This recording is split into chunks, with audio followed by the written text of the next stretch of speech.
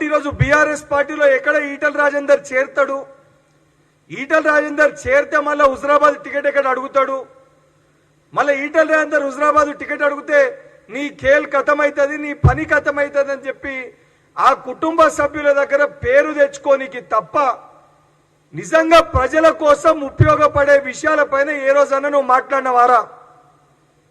కనీసము హుజరాబాద్ నియోజకవర్గ ప్రజలకి ఇయ్యాల్సిన కళ్యాణ లక్ష్మి చెక్కులు, షాదీ ముబారక్ చెక్కులు, సీఎంఆర్ఎఫ్ చెక్కులు కూడా ప్రభుత్వము, ముఖ్యమంత్రి గారు ప్రభుత్వం ఈ సంక్షేమ పథకాలు ప్రజలకు అందాలని చెప్పి చెక్కులు ఇస్తే కూడా ఈడ మీ పార్టీ నాయకుల దగ్గర మెప్పు పొందనీకి మీ పార్టీ లీడర్ల చుట్టూ తిరుగుతూ సోషల్ మీడియాలో రీల్స్ చేసుకుంటూ సమయాన్ని వృధా చేసి మొన్న కమలాపూర్కి డేట్ అయిపోయిన చెక్కులు ఇచ్చినావు.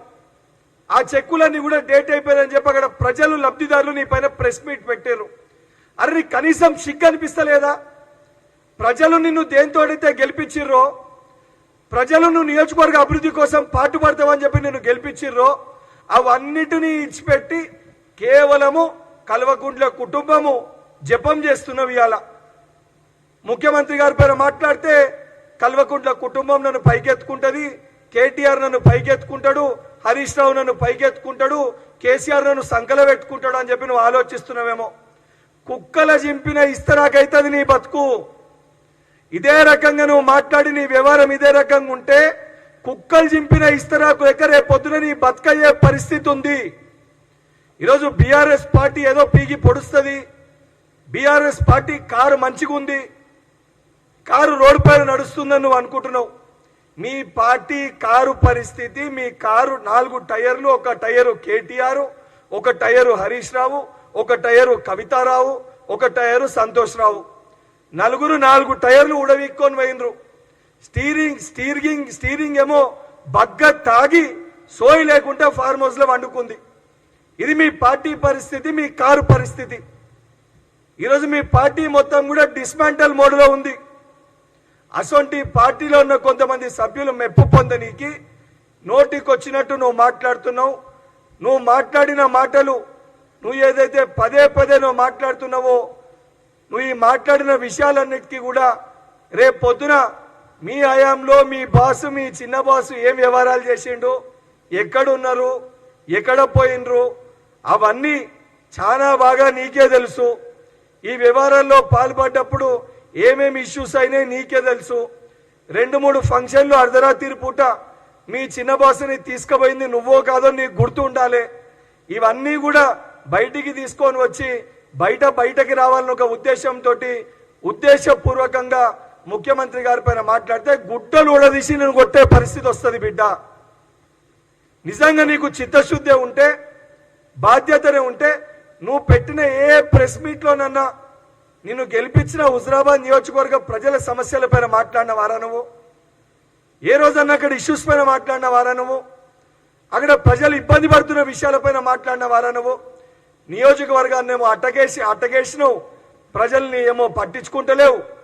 మొత్తం కూడా ఈ కుటుంబాన్ని జోకే ఒక పని పెట్టుకున్నావు. మళ్ళా చెప్తున్నా, ఆ కుటుంబాన్ని జోకినా లేదా ఆ కుటుంబాన్ని జోకకపోతే రేపు పొద్దున ఈటల రాజేందర్ బీఆర్ఎస్ పార్టీలో వస్తే నీ ఖేల్ ఖతమవుతుందని చెప్పి నోటికి వచ్చినట్టు నీ యొక్క అస్తిత్వాన్ని కాపాడుకోనీకి ఇష్టం వచ్చినట్టు నువ్వు ఆరోపణలు చేస్తున్నావు. సమయం ఆసన్నమైంది.